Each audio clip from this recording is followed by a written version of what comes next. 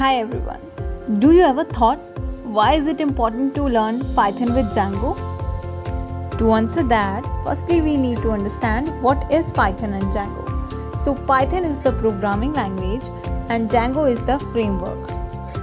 They both are highly secure, good for SEO, excellent community and so on. There are enormous benefits of it. And do you know, even apps like Snapchat and Instagram, जो कि आज के time में बहुत ही trend पे हैं और user friendly भी हैं. Every other person is using such apps. They are also created with the help of Python and Django. You can even create gaming apps with that. And if we talk about its core, it creates intuitive software applications very easily in just a matter of time. And जैसे with time लोग अपने businesses, products, services सब कुछ online portray करने लगे हैं.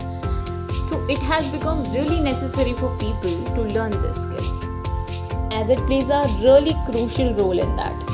So with time, scope to rise ही होना है guys, as everyone nowadays is shifting towards digital platforms. So what do you think? Don't you think it's one of the best skill to learn nowadays? For more information, you can contact us at www.vmcoder.com.